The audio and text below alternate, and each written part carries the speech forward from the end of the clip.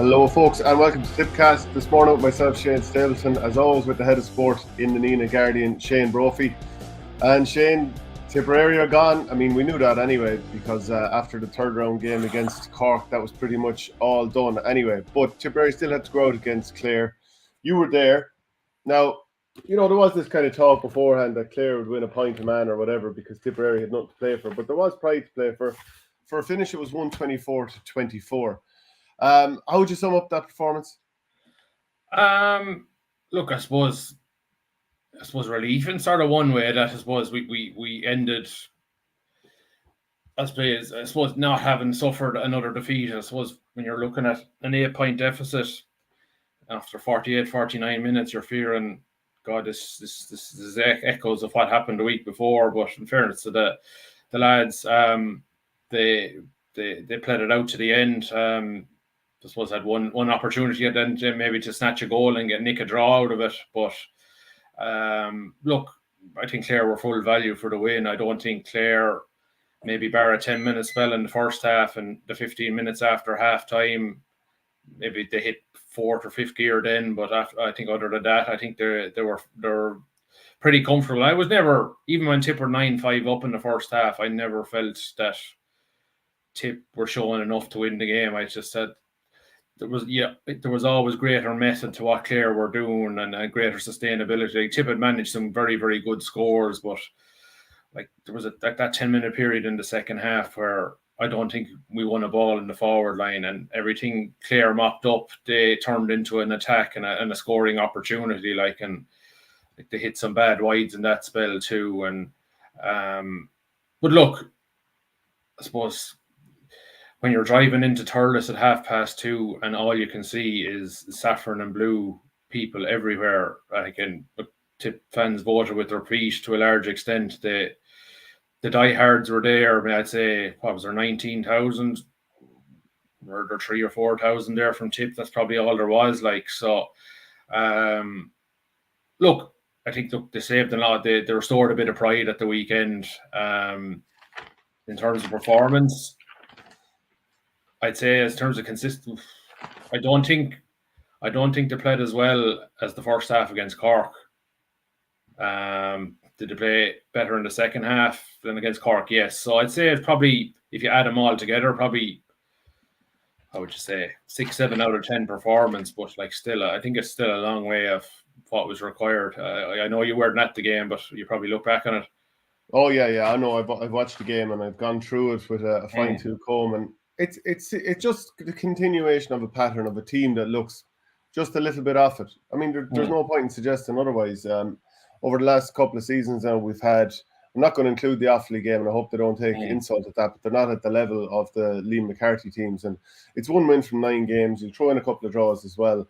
And the team is looking a bit off the pace. And in every game, there seems to be this run where Tipperary aren't able to stop the opposition from just getting a total run on us.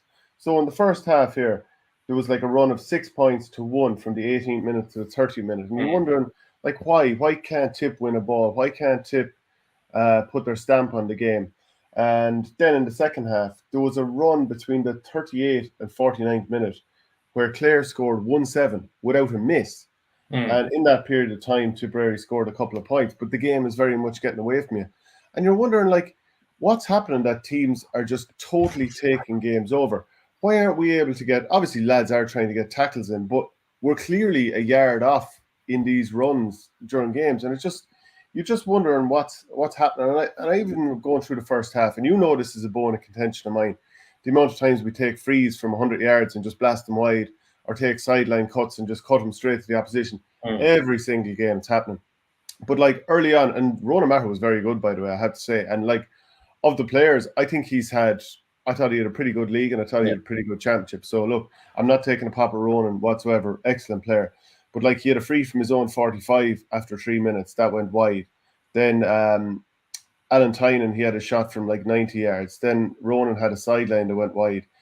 Grode O'Connor had a sideline that was cut wide. Ronan had another sideline that was dropped short. This was all in the first half. When you have a sideline cut, you have an opportunity to just gather easy possession, which Clare do to us, which Limerick do to us, and we're turning good possession into 50-50 ball.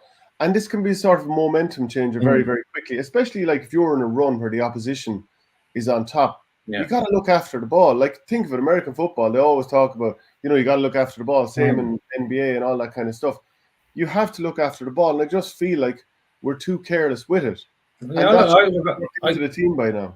Look, I've been consistent that we're not careful enough with the ball, and like even there was elements of as welcome as the minor and under 20 wins recently. We weren't careful. We didn't protect the ball well enough either. There's two. Like if you're going, if the tactic is to go direct, fine.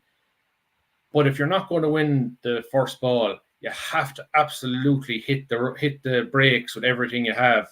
And like we were way off the brakes last. Like John Conlon, how many breaks did he eat up last? Keane Galvin the same. Like they were just like. And I felt sorry for Garrod O'Connor in the first half. It just seemed to be we had the wind. Barry Hogan was told, go as long as you can. And like Garrod is off. Garrod's confidence is gone. Like, and you're asking him to try and win a ball. And look, when you see Shane O'Donnell do it at the other end, turn any sort of ball into a catch, you say, okay, there's no excuse for Garrod. But like, it's a lot to ask for a guy who's not playing well. Like, but then if the ball amount of times it broke off him, and we didn't win the second break. Like it just, and I just thought it was like a thing of we have the wind. This is our tactic. And actually, in the last 20 minutes against the Breeze, we actually played some nice hurling. We used the ball, and what happened? We outscored Clare 10 points to 5. We got some smashing scores. Like so, I do think. Look, there's a style issue and there's also a confidence issue. If you're playing confident, you'll make more right decisions than if you're not confident. You'll want to get the ball out of your hand as quick as possible, as you don't want to make a mistake. But maybe turning possession into maybe risk of being turned over is making a mistake. Well, like there were times in the game when we did work the ball out from the back, and there's a bit of interplay, and it's in the team. See, the trouble with going long is if you do it from too deep, the defenders have 3 or 4 seconds to get behind the man, keep an eye on the ball, and smash the man, or nudge him off or whatever. And when we're going long, we don't win the break. So I don't think this is a thing of tip lads don't fight hard enough. No. I think this is a coordination which side different players go in from. If you're a right winger or a left wing forward or whatever, you come in from this side, full forward will come from this side or whatever, to make sure that if the ball breaks, we've always got somebody to either go for the break or be there to tackle the man who has got it on the opposition side.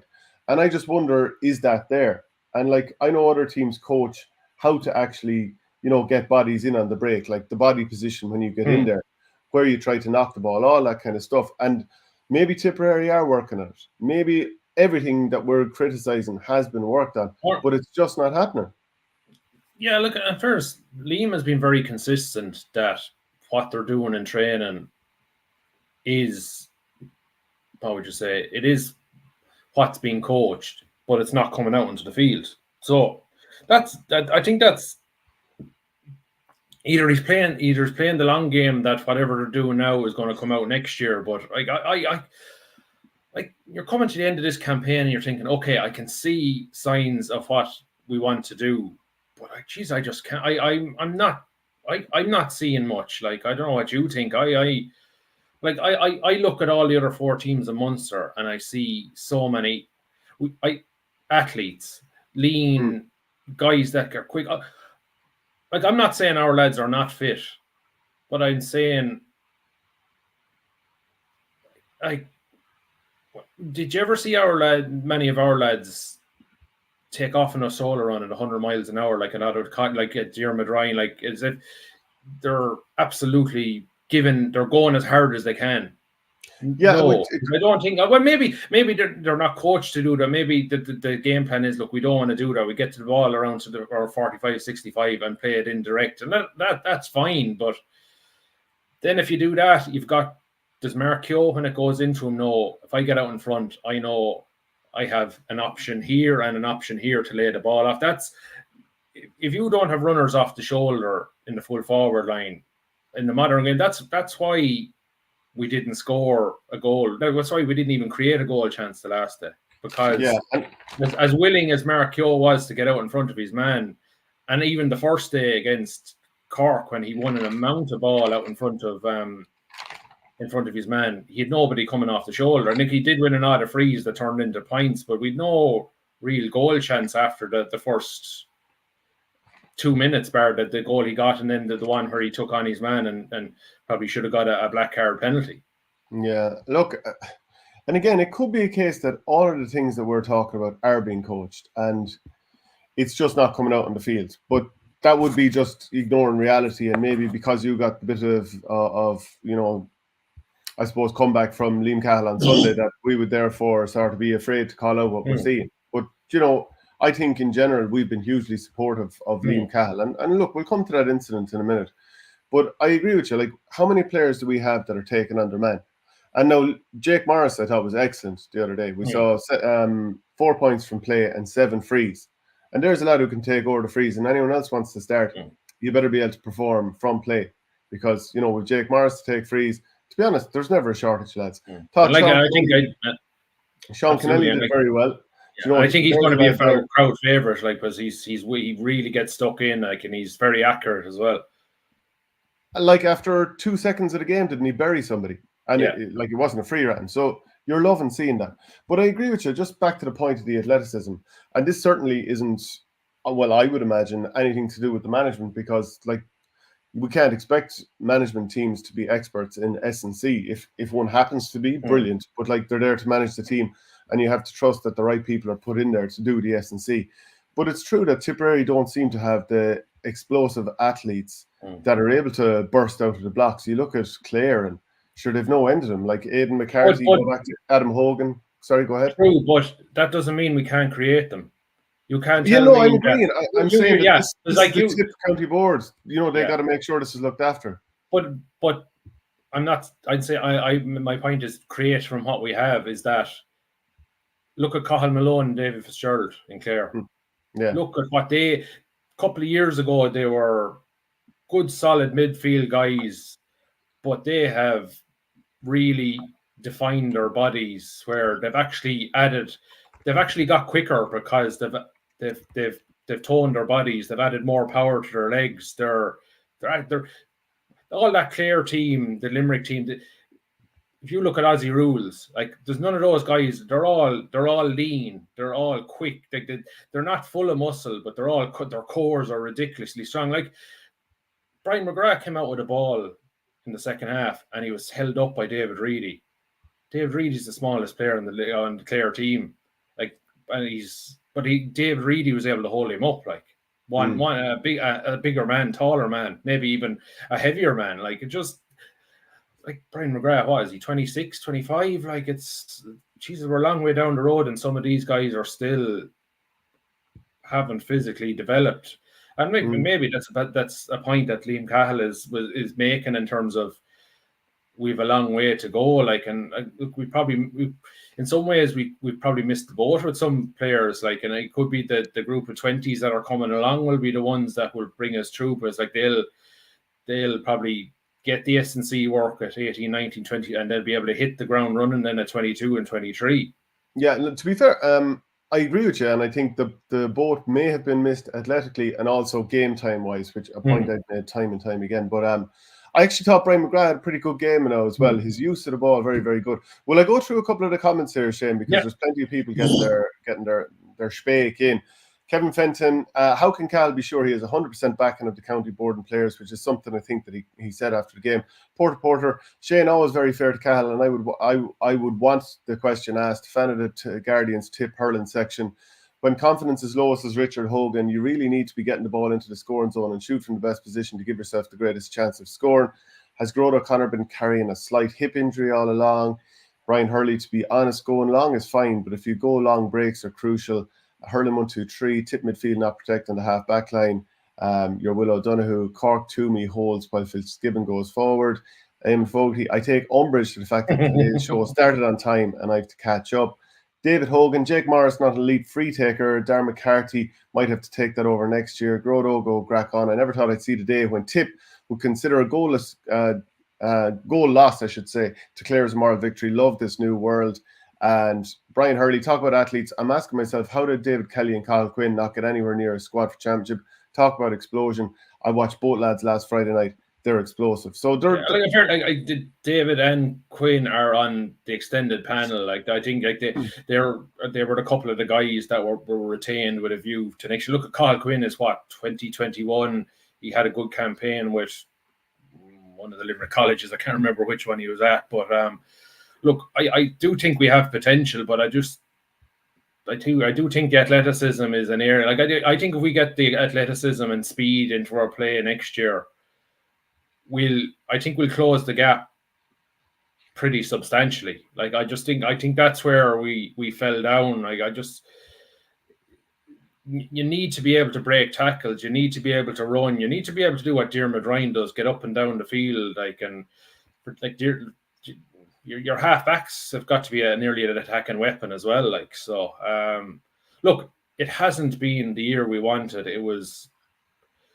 I think we're optimistic that okay, while last year ended badly, lessons would have been learned, and we'd be better off this year. And look, for whatever reason, the National League seemed to drain our confidence, and we never were able to pick it up. We had the bad result against Limerick. We rebounded against Waterford, and that Waterford performance was pretty good. Like it was pretty close to what I think Liam Cahill wants his team to play. But the problem is, and he said it afterwards when I asked him, what do you think your number one issue is for next year? It's consistency. Like that, and that's it. Like we're not consistent from game to game. Like that's a mentality issue for me. Our players steeled enough and focused enough to know what's the minimum requirement, like or what's that. I think that for me is it's a mentality thing.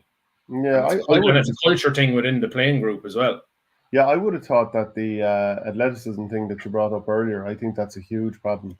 But you would hope that it could change that it wouldn't take 2 or 3 years to do it. Maybe it'll take a year or two to do it. You know, Tips SSC coach Angelo Walsh is from your own club in Bursley. He's in there first year. He would have worked with some of those guys underage, but like we all know, a good S&C coach probably, and I would say a lot of S&C is probably similar. Like different coaches have different little nuggets of what they would do differently, but consistency is important. Like, and I don't. We'll probably come to the question I asked. Like, I don't think changing the manager will achieve anything, but I do think some change is needed next year. Like if you're going into Thurles next November to training and it's the same in terms of maybe the backroom team and stuff like that, and there's nothing fresh, I'd be fearful of what are we going to get the same again next year. That's all. That's like I still think Liam Cahill is the right. He's earned enough. As like his first year was good, second year wasn't so good. So look, I think he's earned the right to stay on. Like, but as I say, we'll probably come to the fact that the video clip came up about me asking the question. Like, I have no qualms about asking the question. Maybe I was the unfortunate one that asked it. I assumed somebody else was going to ask it within the room. Like, yeah, well, look, like I was asking it not just for myself, but I was asking it on behalf of every Tipperary supporter. Like, the one question I got last week wherever I went was, "Do you think Cahill will stay on?" So I was asking on behalf of them. It wasn't on behalf of me.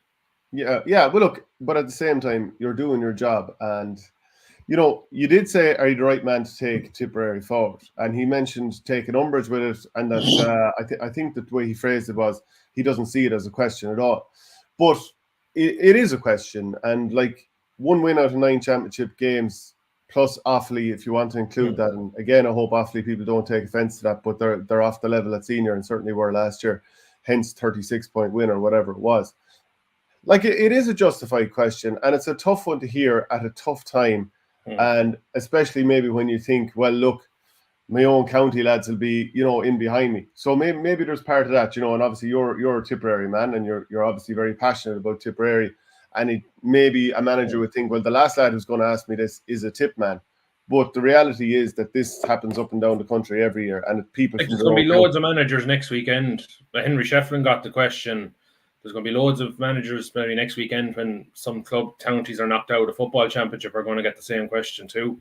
Yeah, well, okay, so tell us, give us your reaction to it. The video went viral. So, Yeah. I mean, I had plenty of people saying, wait, was that you, Shane? And I said, no, it was Shane Brophy. So, give us your take on it. Well, sure, I suppose, yeah, the interview was like Paul Carroll of Tip FM generally gets the first couple of questions just because it's a radio slot. And I suppose, yeah, we came about 4 minutes in. I said, as Liam was talking, I was formulating what way will I ask this question? Because, all right, will you be staying on for your third year? Will you?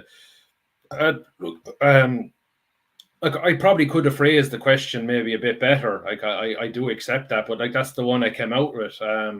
Because look, I knew he had a third year coming. But I just seen in that same dressing room the week before how crestfallen he was, and I just thought, and just some of the body language as he was meeting players coming in off the field, and I just said, maybe this is the end. Like, I don't know, and that's what I read a lot into body language, and I just said there's a smell of maybe this is it. Like, and I had to ask the question. Like, there's no more press conferences for Tip this year. That's it.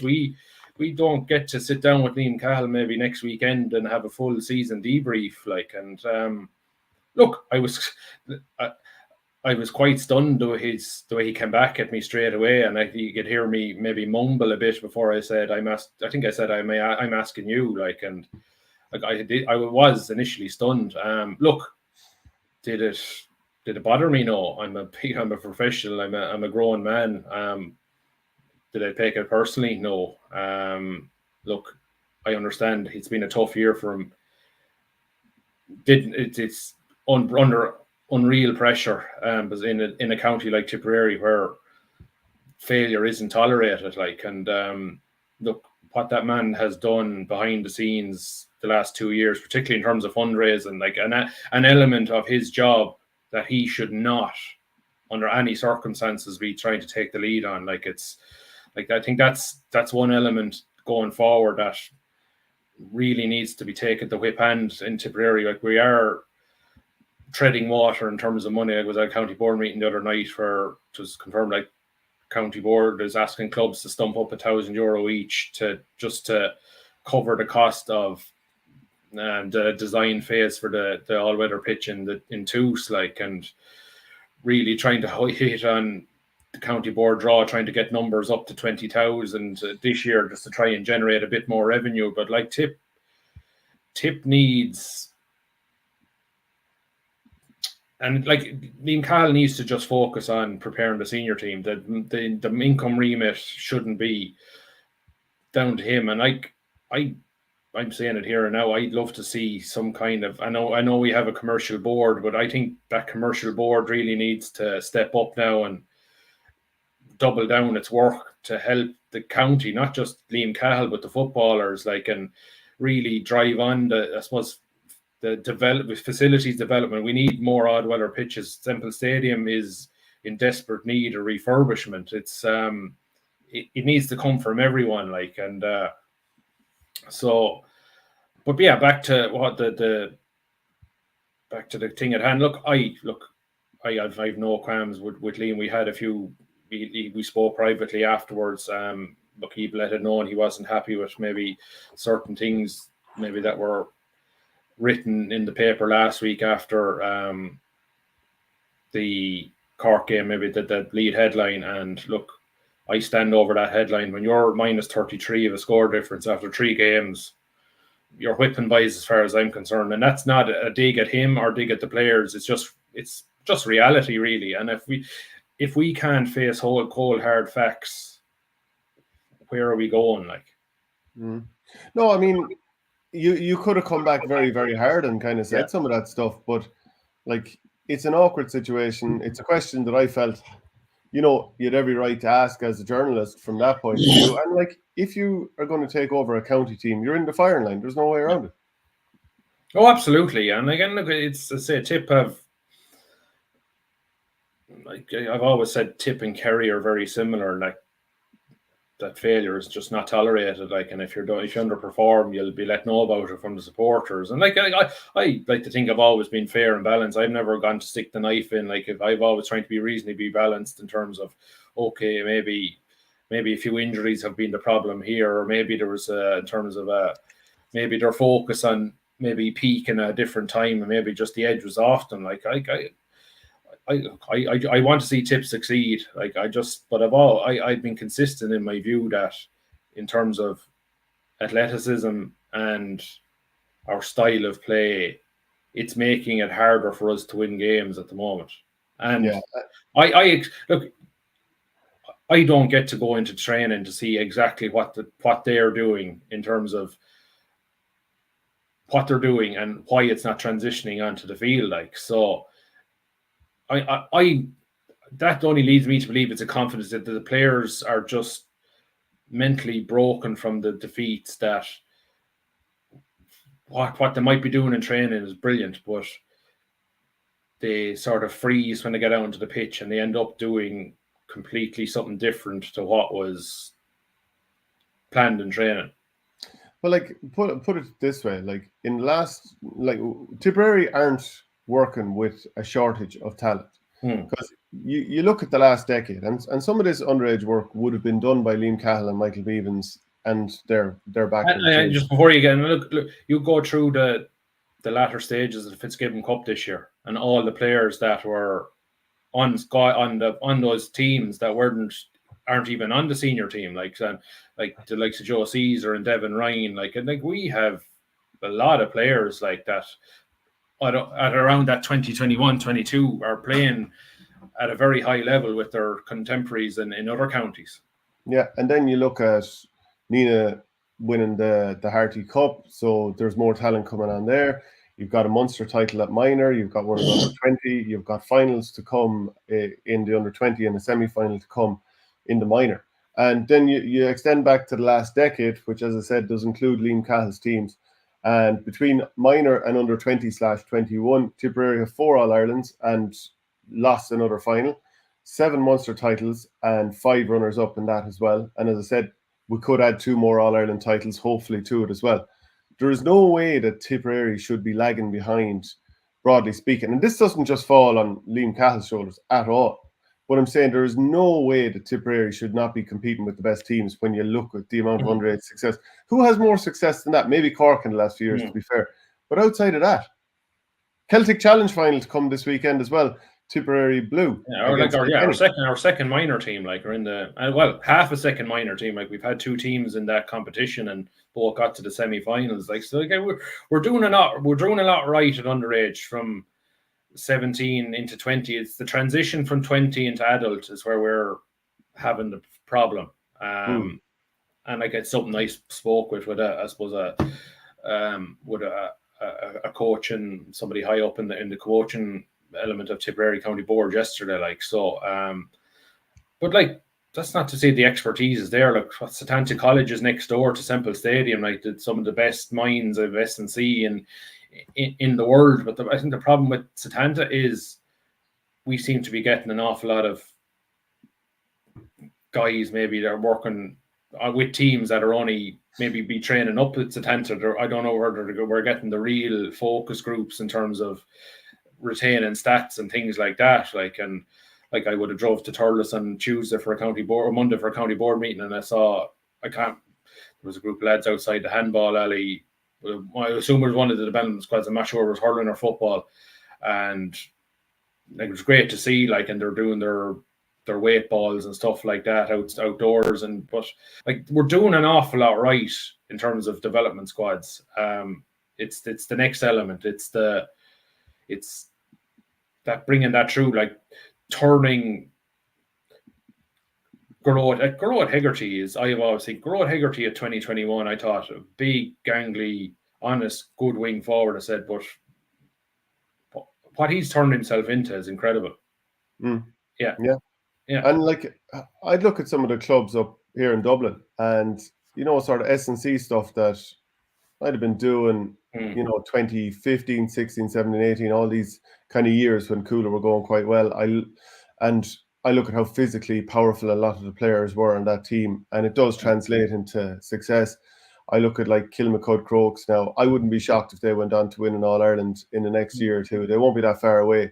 And what are they doing? They have it right underage. They have players doing a lot of like functional stuff, making sure you can do all the bodyweight stuff when you're young, that you've kind of like.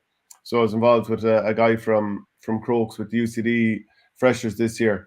And, straight away he was getting them to work on all this functional stuff during the warm-ups, make sure that both sides were developed well, that lads had good balance, all that kind of stuff. Elements he was obviously bringing in from the Crokes club. And it'd be brilliant if as many clubs as possible in Tipperary could sort of look into this and make sure that they're doing it as well. Because if you put in a good foundation, then when you go on to the next level of, doing your deadlifts or whatever stuff is at the cutting edge of S&C, you've already got that good head start. And like it is an area, like it is, again, from talking to the one of the leading men in the coaching and games in Tipperary yesterday, like we aren't just developing players in Tip, we're developing coaches like that. They're like there's a program there through Satanta College where clubs can put coaches forward where they can be learning and development. Well, so we're gradually building up our base of coaching strength the whole time as well. Like, and that's going to take time too. Like, but I think I still come back to the fact that all this needs money. Like, and look, the one thing I think supporters can't do now is pull out of the Tip draw or not put their hand. Like, in fairness, supporters can only do so much. Like, and I do think the apathy is huge, though, isn't it? I think we're at a point, a lot like when John Kiley put his hand up and he said he rang somebody in the Limerick County Board in 2009 and said what's needed. And I think there's enough powerful people in Tipperary at the moment that could maybe ring Murta Brennan or that said I'm willing to take on a finance role in terms of I'm not a pay, but just say I'm willing to get a group of people together to generate X amount of money. Like, I just think there's a lot of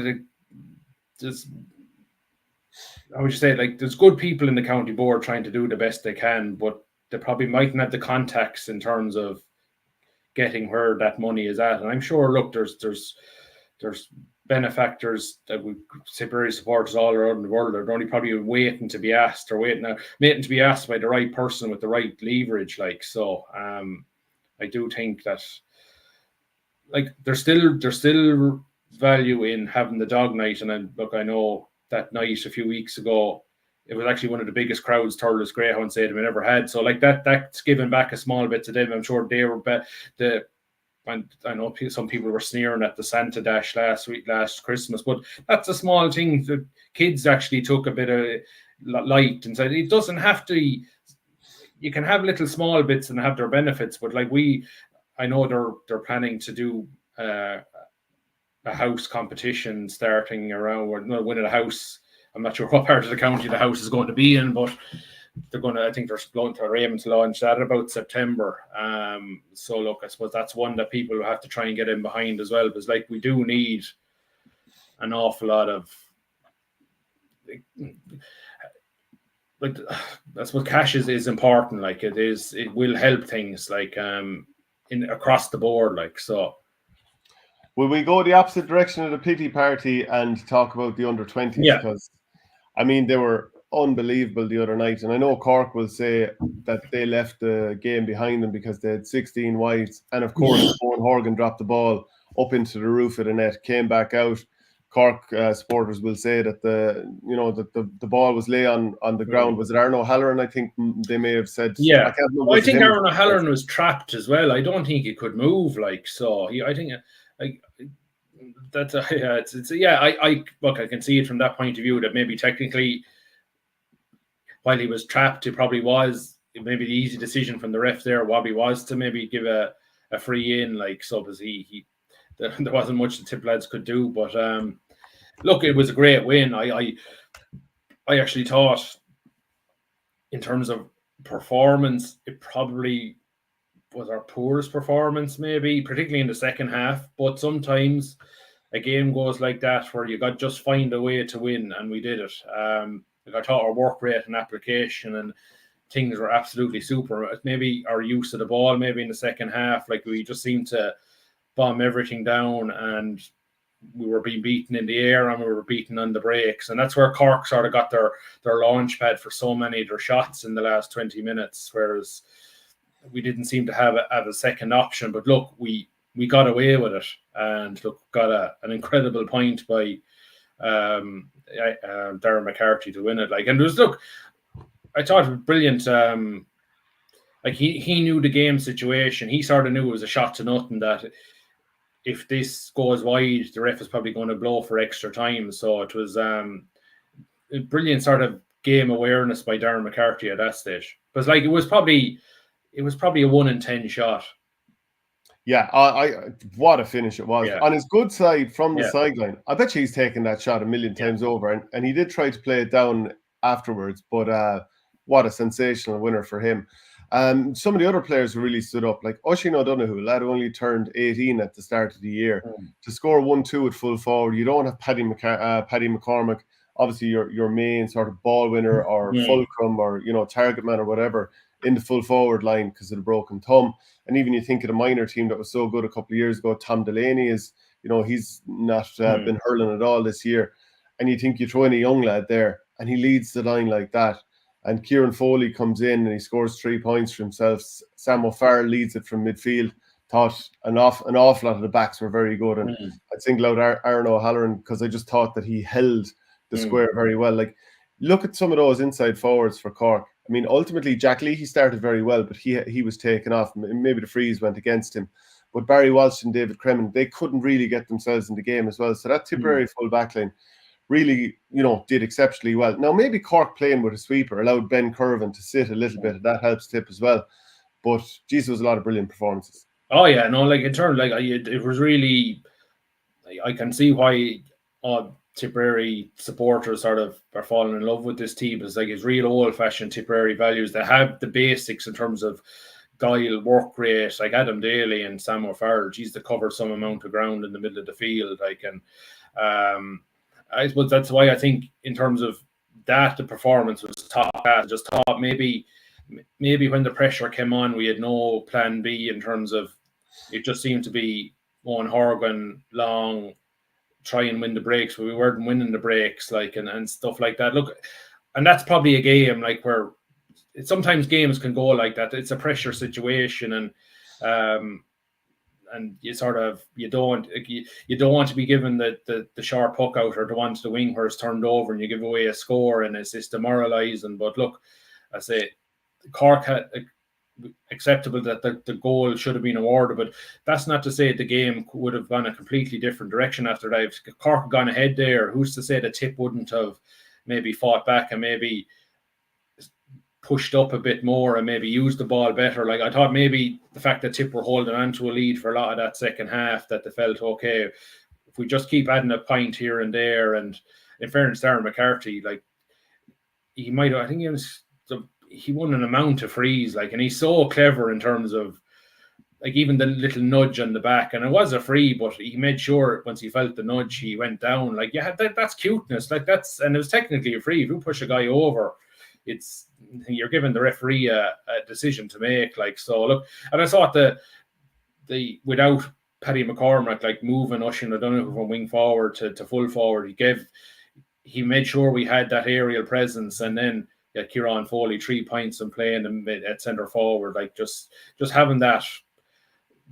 Like, we've seen what Kieran Foley did at minor level, and I know we have Joe Try coming on soon in terms of looking ahead to the final. I'd just be interested to see if we go that way again, and maybe that direct route might actually go well against Offaly, because while they're a very good hurling team, they're not the most physically powerful in defence, but no. So they gave away a lot of physicality to Kilkenny in the Leinster semi-final, and they won. So, like, I wouldn't say that's going to be completely the way the Tip are going to beat Offaly on Saturday. But look, I just think it's great to be there, and I know we have Joe coming on soon. But like, it's going to be fantastic at night in Kilkenny on Saturday night. Yeah, like, just back to Darren McCarthy again, like, he won 3 frees that he popped over himself. So while he scored 10 points, 4 from play, there's 3 frees of his own making that he converted. So you have to give him Huge credit for that. I thought Adam Daly was very good. Now, there was a rugby tackle at the end, but he was like game awareness as well. Yeah, Tipperary had the spare man back there because Cork were playing the sweeper, and he was picking up William Buckley and thought he did very well. Like, William Buckley is an excellent player, but for him to score just 2 points from play, you probably would have taken that before the game. I just wonder though, like, will Offaly, and we'll ask Joe about this, will Offaly play a sweeper against Tipperary? And I don't know if they will, but like, and that's what we'll ask Joe, but like, you just wonder, will there be more space for some of these players? Like, I think there's more to come from this Tipperary team, because like, Cathal English got himself to the ball first an awful lot, but for whatever reason, maybe spilled it, or he had a shot that he took directly off the stick, mishit it or whatever. Like, I think there's more to come from him. Cahill's had way better games. Like, he looked nervous. Like, he was fumbling easy ball and like, just sometimes an occasion will get to certain players, and maybe that's what happened. Like, we didn't get the best out of Senan Butler the other night compared to the first match against Cork. Like, I'm sure maybe the sweeper again, because maybe Offaly don't play one. No, but I think I do think Brendan Cummins likes the idea of Ben Curvin sitting deep anyway, because I wouldn't be surprised if Tipper initiating maybe some of these sweeping roles as well, because he's very comfortable as a ball receiver. Ben Curvin, he rarely turns it over. He'll always generally do the right thing with the ball. Yeah, no, and the reason that I say would Offaly choose to do it is because Brendan Cummins made a point of saying that Cork had played the sweeper after the game as well. I thought he dealt fine with the question about the goal. Sure, I mean, every team has to accept that decisions will go with you and go against you at times. So you just have to get on with it. And like, there's 60 minutes there. Yes, that was absolutely a goal, no question. Cork would have gone ahead with about 15 odd minutes to go. We know that. And maybe Tipperary, the fact that they got over the line is that they were always leading from the front and they had something to hang on to. Maybe it would have turned the game. But look, I can't remember. Did we go behind in the second half? I think we always managed to. I think Cork might have got level a couple of times, but maybe we always managed to get the next score. Like, so. I know it's fantastic. Like, and look, in some ways, like, we're there a year earlier than we thought. But look, it's like, I'm always, I sort of hate that kind of a thing, but it's like, if you're good enough, you're ready. Like, and like we've proven this year with ready. There's no guarantee with 19 of that panel underage next year that we'll even get out of Munster. Like, so like, you just don't know what's going to happen from one year to the next. A key guy might be injured. We could have 3 or 4 guys on the senior panel next year who might be distracted, and when they go back and maybe play with the 20s, mightn't be fully tuned in or tuned into the way they want to play. So like, you got to strike while they are, I thought. And I suppose we're getting that rematch in Nolan Park. I suppose we might just cover a few other things before Joe comes on, but it's going to be something else on Saturday night. Yeah, and there was something else I wanted to say about the game there, but the pitch, Nolan Park pitch, it's not right. And the game has been terrible. When I was watching, Jesus, I said, how? I know it's only about 20%, but Jesus, like, it's an important area of the field. You're probably, if you come out and try to turn quickly, you're going to slip. Like, so like, the weather this week isn't too bad, but there's not an awful lot of heat in what's coming. I think Friday and Saturday to be warm. So I'd love to think maybe Crow Park would have been helping out Nolan Park this week, maybe in terms of getting one of those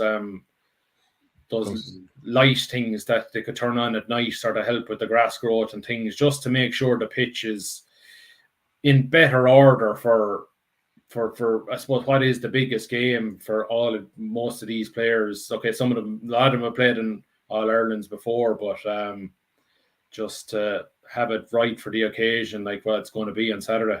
Yeah. Okay. Look, we'll do that, or go around the houses a small bit in terms of the other stuff, and come back to the under-20 final. The senior footballers, they have game 3 coming up this weekend against Wexford. Well, what are you expecting here? If you're going on the National League clash between us in Federer a couple of months ago, God, we're really up against it. We got a fair clipping off Wexford that day. After it was refixed a few times. Yeah. So like there were consequences there, maybe players that weren't available on the Sunday that were there on Saturday. I'd like to think, look, I thought we were pretty decent against Antrim. For whatever reason, we tried to set up defensively against Sligo, and we were just cut open too easily. Look, I'd like to think if this is just go and have a go, we need to win the game. I don't think sitting back and trying to turn into a tie. We know the fact that we know what Wexford likes playing an open and expensive game. Look, let's go out and try and beat them that way.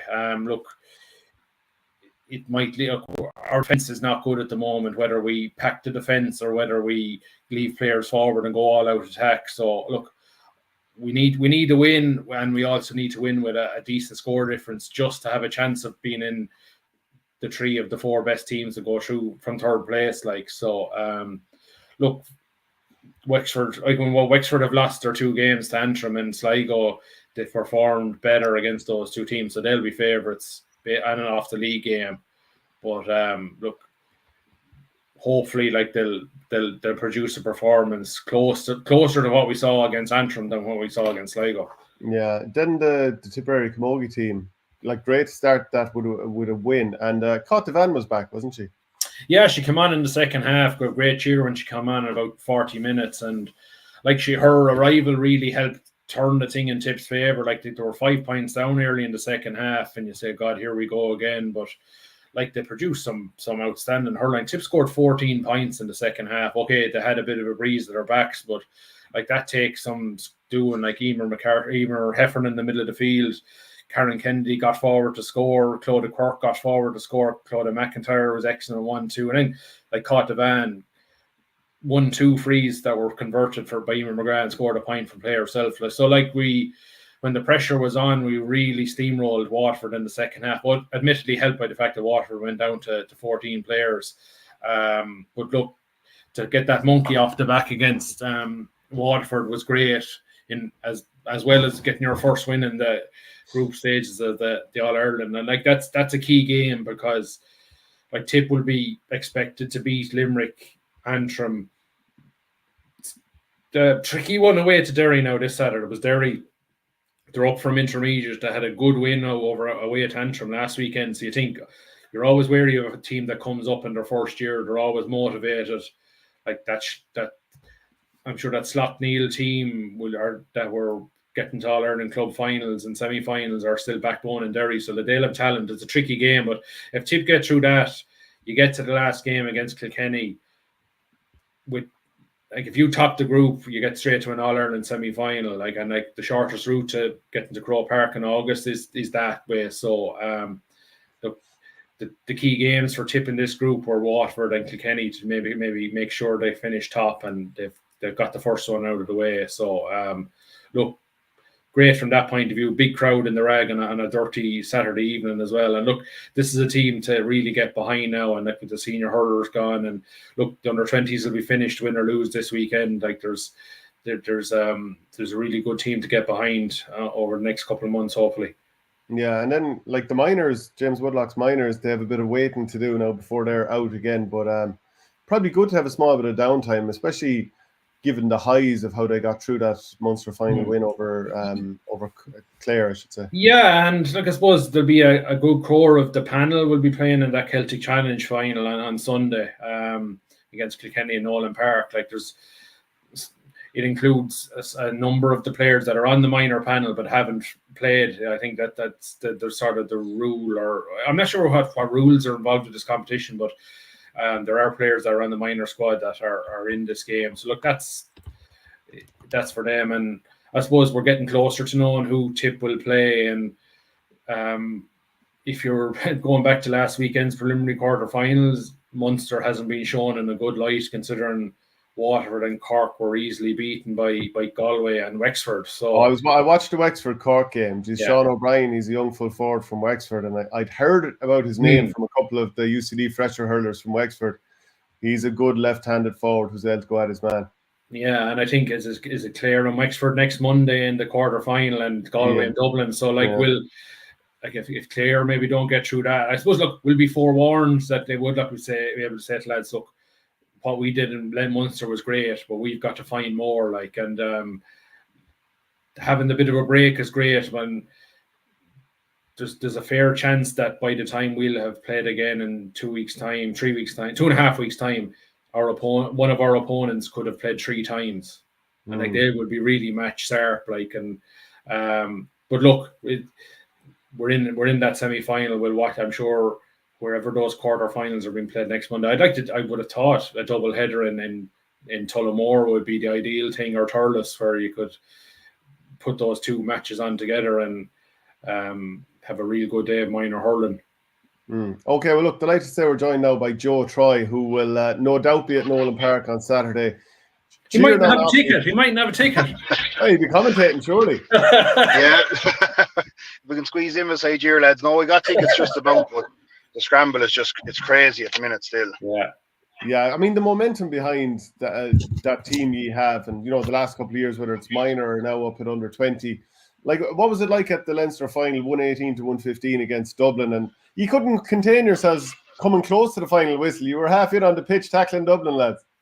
Yeah, but that wasn't the only worry in the game, actually. Coming near the end was you're only a referee decision away from pulling the players off the field for a couple of minutes. And it was mad, but look, between stewards and everything else and kids getting excited, it was hard. But Dublin probably got that goal. I was chatting to Liam Hoare after the match. They were so distracted, the players, that Dublin were going on the attack. They could have easily got a second goal in the last minute, and it would have completely shagged up the whole thing out of nothing. So it was a massive worry, but thankfully the lads had enough resolve done in the last 10 minutes that they got through. But it was crazy stuff near the end. And obviously Adam Screeney is always the first person that people mention. He got 2 from play in that game, and I thought, call me biased towards the cooler man Conor Groark, I thought he did relatively well. There's just a couple of YouTube moments from Screeney in every single game. He's unbelievable. But who else is really strong in this team? Who have you been impressed with at the moment, Joe?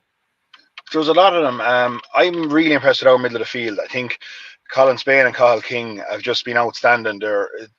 They tend to Cathal King is on the senior team. Obviously, he's more defensive. He plays number 2 or number 4 sometimes for the seniors, then pushes up, well able to take a score. Colin Spain seems to get 2 or 3 points every game. He got a fantastic sideline against Kilkenny, and he's well able to sit back then. He kind of goes forward early and very mature. Like, he's played in 2 senior county finals already with Kilcormac winning 1. Massive experience there. And Cathal King, he's been the unsung hero coming out of this group. He'll be one of the guys overage next year, but he's with Carrigan Riverstown, has come in under the radar the last couple of years, and I think he's been outstanding. Screeney is rightly going to get all the plaudits, and that probably eases pressure on a lot of the other guys, but they've been outstanding to a man, really. Breckin Kavanagh at centre back has been brilliant. James Mahon, Ben Miller has really stood up to the full back. Liam Hoare has been the star of the show. Like, call a spade. We mightn't be here for Liam Hoare. More so in the Kilkenny game with his shot stopping and saving the penalty week on week, but his overall distribution is outstanding. And as you know yourselves, the modern goalkeeper, shot stopping is nearly secondary now to your overall handling distribution. So he's been one that we wouldn't be in this position without Liam Hoare. Yeah, and then his backstory is incredible. Like, since that minor final, he's battled cancer, and just the way, listening to Leo O'Connor and the way they kept him within the group, and he even when he wasn't able to train or able to play, he was always there. And it's just that you can see why that bond and culture within that group of players is so strong.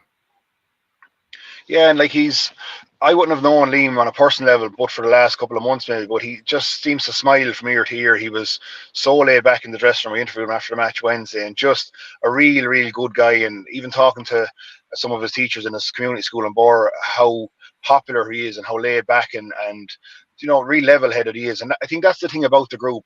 Despite the popularity, they are so level-headed. There's no cockiness out of them. And outside of David Clifford at the minute, Adam Screeney is probably one of the most recognisable GAA stars in the country at this stage. He's known everywhere, but he's so focused on his job, doesn't take a drink, obsessed with hurling. You'd see him walking around a pair of tracksuits going into Kilcormac or Faithful Fields, doesn't faze him. And it's a credit, I suppose, from the county board right down through the management team of how grounded these guys are. And there's no airs or graces with them. They're lovely fellas, and they really so badly want to get over the line and get their All-Ireland at some stage, whether it's this year, I don't know what next year brings. So there is a certain pressure on them, but they're well able to handle it, and there's a lovely culture within that group. In terms of the game itself, talk about Screeney, like I think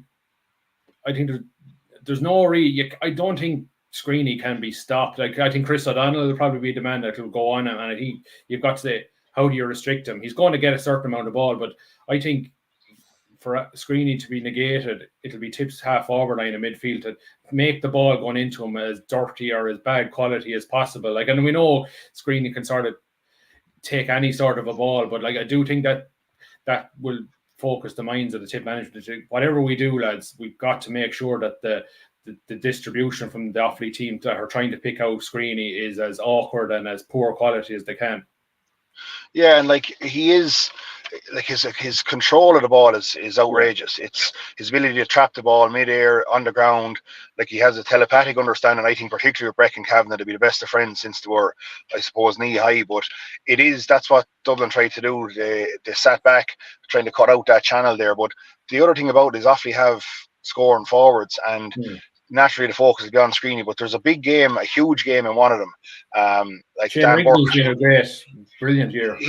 He's been huge, and Dan Burke was brilliant the last day against Dublin when they really needed him, because it was a couple of moments of magic from Screeney, got the plaudits, but it's Adam's ability to win frees as well. But Dan Burke has been excellent throughout. He's been excellent with the seniors. Shane Rigney is just firing in goals at the minute. He's such a strong runner off the ball, and even you've seen the goal, like Screeney took a quick free on the ground. It's not just your brilliant corner forward going for these heroic scores. Screeney's a great link player as well, and Screeney is able to feed the likes of Rigney. And if Rigney gets that ball 40 yards from goal, he's going straight through. And he had maybe a couple of niggly injuries last year and only returning his best form, but he's been outstanding this year. And like obviously in the midst of it all, while Offaly have been going so well and there's been so much positive talk, the loss of Dan Ravenhill hasn't had to be mentioned yet. And like he's the box office name of that minor team of 2 years ago alongside Screeney, and he is a massive, massive loss. And between Paddy McCormick on the other side, you're missing a couple of key players there, Joe, to be fair. So I wanted to ask you then, do you see either team playing a sweeper in this game? Because I mean, you can see why Tip might be tempted to, because you want to sort of block up that channel of a ball into Screeney. Then maybe the other side, Darren McCarthy is possibly a big worry as well. Or do you see this as been straight up six forwards versus six backs at either end? Yeah, look, I suppose there's no proverbial 6-on-6 anymore. I think Offaly don't tend to play a sweeper, but as I said, King and Spain are well capable of kind of sitting as an auxiliary kind of five at the back in front of, either side of Breck and Kavanagh and Terragina and Donald Shirley, and they kind of are well able to navigate it. But the thing about Offaly is they're so comfortable in possession.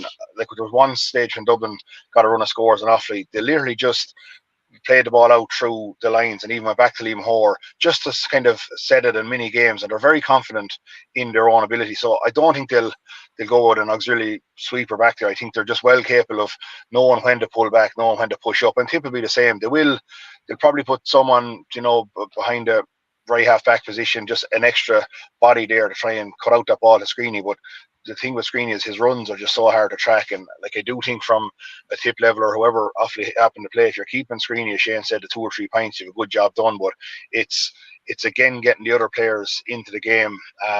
Like Ravenhill, his injury is unfortunate, and I think the one thing with Leo O'Connor and Johnny Kelly is they are thinking of the long term future of the player, because if they were to throw him in, and I know if the teams or the panels have to be named, I'd be shocked if they name him. If they do name him, they're going against their own advice that he's not maybe 7 weeks away from getting back to full fitness. And as Leo said, at 19 years of age, you use him for 20 minutes, you destroy his career going forward, because he's a grade 3 hamstring tear, 16 weeks.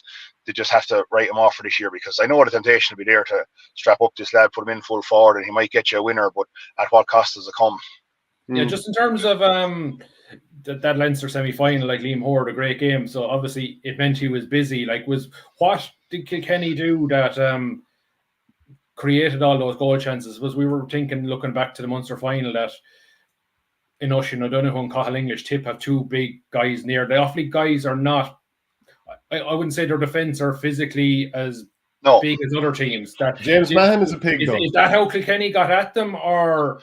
It is, because they had Marty Murphy full forward, who'll be a handful for a lot of senior club backs. He's a huge, rangy guy. Ben Miller had his hands full, done a good job on him, but they went route one on him, and the likes of Harry Shine was coming running at them, and that's where the overlap was worrying awfully. The thing, like I'd see against Tip, is Tip would be something similar. They would definitely have the physical advantage on Offaly. They would be stronger in the air overall. Like Offaly's probably strength is keeping it down low on the ground and playing it out through the lines, which is understandable, and that's what makes it a battle in itself. Like Offaly don't have huge targets for Liam Hoare's puckouts in terms of, going along with them. A lot of them come down on Shane Rigney, but they're more bringing the ball down to ground and winning it there. Whereas my worry for either Tip or Cork, and obviously it could have been anyone's with a couple of minutes to go, is those runners from deep and how Offaly cope with them, because especially with Munster teams, and we've seen it with Cork in the under-20 All-Ireland last year, is when they come at you with two support runners and you're standing there, it's very hard to negate that. So Offaly will have to have a lot of the ball, a lot of possession, and be patient with it, because I do think the likes of Tip, the likes of Cork in particular, have that option like Kilkenny were doing. To have a big man to come with the offload, 2 or 3 runners coming through, and that's where the Offaly defence could be in trouble, because they have excellent ball players. They attack on the front foot. You've Rory Kelly and Mahon. They don't wait for the forward to get the ball. They're out. They're either gone with it, or if there was a mistake, you're in behind. But as Shane said, Offaly aren't the most physical of defences. Ben Miller's a big guy, a full back, well able for whatever physical challenge he gets. They're outstanding hurlers. Like, as much as the O'Donnell screening matchup, I think the Mahon Darren McCarthy matchup, like, I love what Mahon. He's a real old school teak tough defender. Like, he can play too. Like, I think that's going to be fast. That's going to be a brilliant battle in Saturday.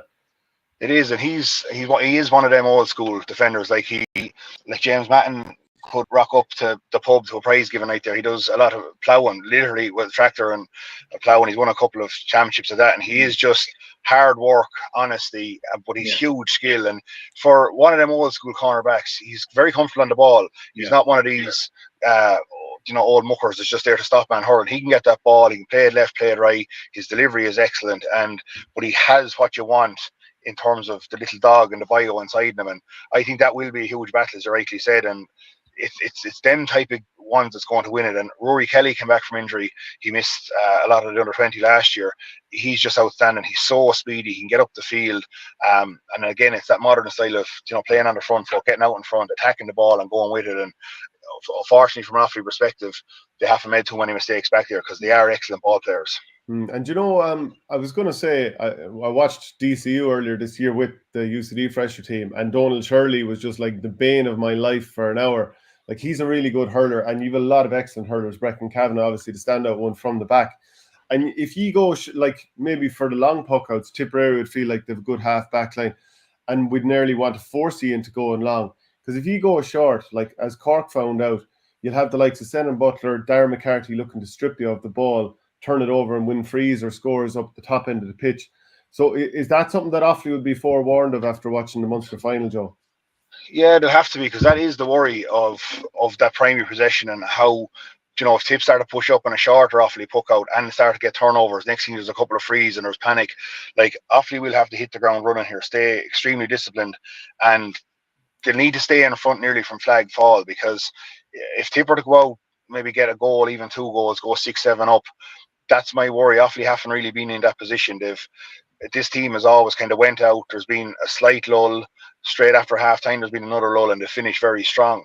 But I wouldn't like a scenario where we'd be chasing the game with being 6 or 7 down. So they'll have to be very disciplined in that, not cough up too much possession, but they're comfortable in it. It's not like you're getting a game plan and we're Offaly just going to try this. They're at this since they're 14, 15, and it's taken, I suppose, Lee O'Connor is with that group the best part of a decade at this stage, and they just know that style. And like, where you have senior managements the last 10 years in Offaly maybe coming in and all trying to play a revolutionary game with players that are accustomed to playing different, these guys have came with a style of hurling that's feeding down. The under 15s beat Kilkenny there a week or 2 ago as well, and they start to know what's expected of them now, and you're comfortable. And look, we could have been 10 or 15 or even 20 years behind other counties in that regard, but at least the foundations are there. The lads are comfortable in their jobs now.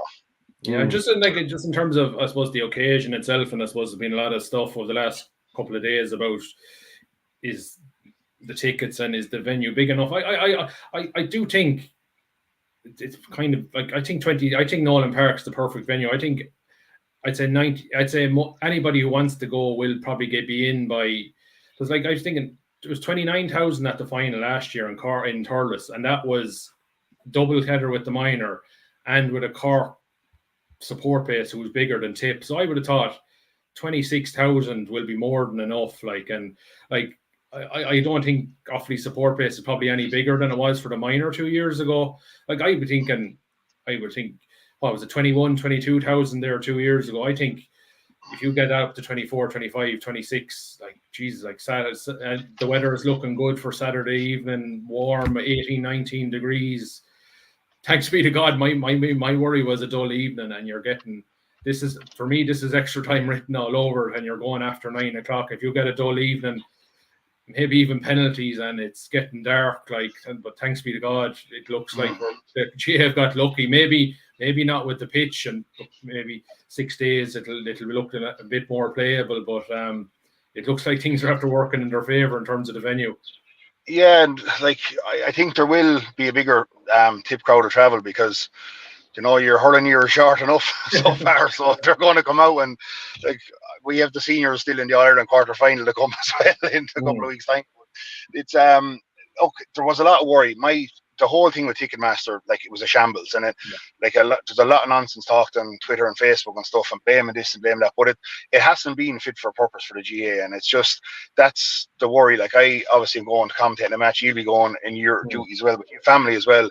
Like, I only got tickets today for my woman and the kids, and it's like, since I started on this, there's 2 matches after coming in, Joe, have you any tickets? And you're probably getting the same. Like, none of us work for Ticketmaster, but you get asked. But I think the word, kind of hearing back through the channels today from an Offaly perspective, is anyone that really wants to go will get in, they will get tickets. It's just that bit of patience, and I think maybe 10 or 12 o'clock today there's a lot going to come back into circulation. So I think my only fear would be the genuines that miss out, because like, it's just the frustrating part of it with the Joe McDonagh Cup final next week, and you won't have maybe a half to a quarter of a crowd, and long term it's probably nearly as important or more important in cases that Offaly win that and go back up to the Leinster Championship. Yeah, that's what I was going to ask you, Joe, is that you want to win both, but which is the bigger game in terms of Offaly's development?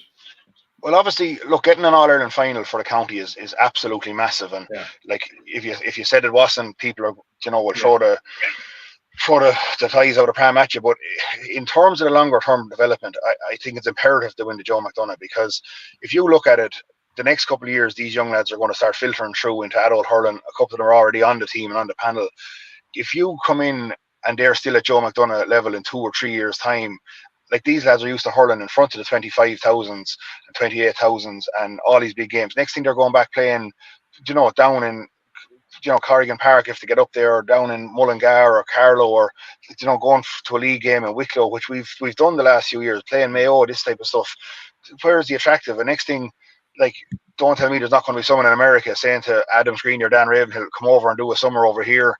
You'll get well looked after, and the temptation for that team to kind of do their own thing is there. I think Offaly need to get up to the Joe McDonagh, and even if there's a bounce to get relegated or go back up, I think at this stage, within 2-3 years, Offaly's target would have to be looking at Antrim, Wexford, maybe a Dublin, and see where Kilkenny and Galway are at, because they're not going to just bounce straight up next year, this under-20 team filter into the seniors and just start a waltz in through Leinster. But like, Offaly would have to have a realistic goal in 5 or 6 years' time that they might be capable of maybe reaching a Leinster senior final, and that has to be the target. There's no point saying they're going to go for senior All-Ireland straight away or anything like that, but if Offaly could re-establish themselves back in Leinster on a consistent basis and then start challenging and closing the gap, that's where they're looking to get. So it's almost more important that they win the Joe McDonagh, but we badly want an All-Ireland too, because God knows we've had enough hard luck stories. And like you can imagine, like, if Offaly win this Saturday, there'll be more people in for the McDonagh final than there will be in for the Leinster final on Saturday week. Like, it'll be it's like when the Offaly under-20 footballers, was Roscommon a few years ago in the All-Ireland, the crowd they brought up, like, they will, like, I suppose the numbers following the Offaly seniors haven't been great, but if they get a bounce this weekend, like, they will really, they'll get that bounce off that support then on Saturday week. Well, you'd hope so, because like, they deserve it. Like, you look at say, thinking of the stalwarts like Keelan Kiley and Ben Keneally, Jason Sampson, David King, like they've ploughed alone, furrow there for the last 10, 12 years, and had some hard games along the way. Like you're thinking back to and I know it's another debate in itself about the finalists of Joe McDonagh entering the All-Ireland Championship, but like you've seen the beating Offaly took from Tipperary last year, and like the lads stayed coming back for more. Some of them have families now and they're building houses and they're staying going, and you'd be hoping for their sake that they get their big day in Croke Park. Offaly's never won the Joe McDonagh Cup, of course, and that them players will get that support, because there's a natural affinity with that under-20 team right the way through. All the kids know them. They've done different, we'll say, summer camps and coaching in schools, and they're easily identifiable with what's creating that link between the supporters and your senior team, because at the end of the day, your senior team in the county is your marquee team, and it needs to be supported as just as well. Okay, final question then. Who's going to win this weekend? Shane, I'll start off with you and then throw it over to Joe. It's going to be tight. Like I think Offaly are worthy favourites. I think they got to the final last year. The bookies have Tip as favourites. It's just that from where like Tip wouldn't have had coming into this year, I would have had Tip had the ability, but they were kind of even written off within and outside the county. I think Tip have a great chance. I think that what will stand to them is that I think it was 10 players that started the Munster final, and I'd say Tip will go with the same team. 10 players in that Munster final experienced that atmosphere 2 years ago, so it won't. And I think it maybe got to them a small bit, so it won't spook them this time round where there's a partisan Offaly crowd. Look, it could go either way. Look, I'll always back Tip, but Jesus, like this, I think this is extra time minimum written all over. What do you think, Joe? Look, I'm kind of like Shane. I'd be very apprehensive, but I would be confident about Offaly. Like everyone was saying last year was 2 years too early for them, and this year, is a year too early. Like there's only 4 of the starting team, unless the start maybe Alex Kavanagh again, it'll be 5 overage next year, and like most of the subs and extended panel are all underage. So next year would have been the year that you target as such. But I just think that Offaly are used to playing at this level now. They're used to playing the occasion. The players are putting massive pressure on themselves to deliver. I just think if it's a good day, if Offaly can start well, which they did in the minor final 2 years ago as well, and be in it with 10 minutes to go, like full of concentration, I believe they can do it. My heart is obviously saying Offaly win. I think with my head, I'm actually thinking Offaly will win as well. I just think that their style of play, their ability to deal with the big occasion, their confidence, and the hurt of the last 2 years, there's massive pressure. Tip are rightly favourites. They've a lot of experienced guys there as well, and lads that have played in All-Ireland before, and looking really good, putting out what I thought was a very, very strong Cork team. So it's going to be a massive occasion. Like Shane, I hope it doesn't go to extra time for the simple reasons God knows what the conditions will be Saturday night if a game starts even 15 minutes later. The way to be with the crowd. But I do think this group deserves their day, and I think they will get it on Saturday just about. But look, there's no result that surprised me. Either way, I don't see either team running out comfortable winners. I don't see a situation where Tip come up and blitz Offaly and win by 14 points or vice versa. I think it will go down to hopefully not a wrong decision or anything near the end, but I do think the Offaly lads will just shade it, but they'll need about 2 to 3 goals to do it, I believe. Yeah, it's going to be tight, and you obviously had the experience of the All-Ireland final last year. I think Tipperary will do it. Maybe, partly that's to do with family bias as well, with the brother coaching the team. So I think it's going to be a cracking game no matter what happens. There's plenty more in the Guardian as well. Nina Guardian is available now. So, lads, thanks very much. And Joe. look, very much. Weekend. Talk to you weekend. Best of luck.